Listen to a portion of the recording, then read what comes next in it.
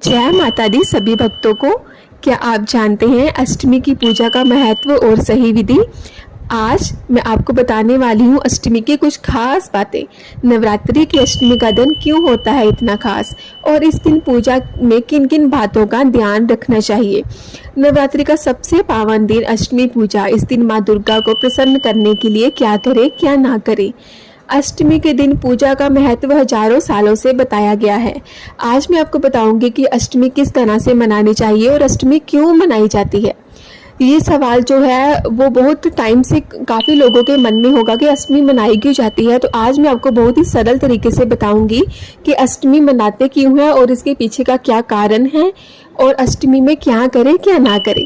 तो चलिए जल्दी से जान लेते हैं। नवरात्रि की अष्टमी को महाअष्टमी या दुर्गाष्टमी कहते हैं।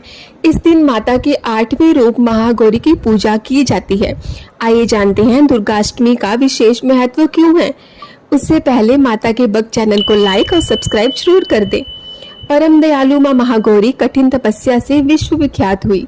कलावती नाम की इस तिथि की दिशा ईशान है। ईशान में शिव सहित सभी देवताओं का निवास होने से अष्टमी का अधिक महत्व होता है। इस दिन संधि पूजा का विशेष महत्व होता है। अष्टमी तिथि के अंतिम 24 मिनट और नौमी तिथि के शुरुआती 24 मिनट के समय को संधि काल कहते हैं। इस समय माँ दुर्गा ने असुर चंड और मुंड का वध किया था। माता महागौरी अन्नपूर्णा का स्वरूप है, इसलिए इस दिन कन्याओं और जरूरतमंदों को भोजन कराना शुभ होता है। इस दिन निर्जला व्रत करने से बच्चे दीर्घायु होते हैं। इस दिन माँ को लाल चुनरी चढ़ाने से अचल सुहाग का आशीर्वाद मिलता है। चलिए जानते हैं अष्टमी मनाने का सबसे सरल और आसान तरीका, जिससे माता रानी प्रसन्न हो जाएंगी।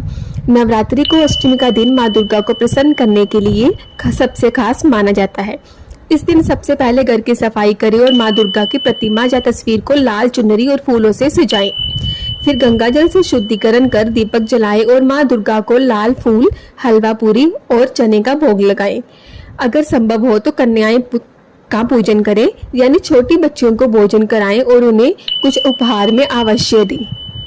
सभी कन्याओं को माता रानी का स्वरूप मानकर उनकी पूजा करनी चाहिए। सबसे पहले कन्याओं के पैर धोएं, फिर उन्हें आसन पर बिठाएं।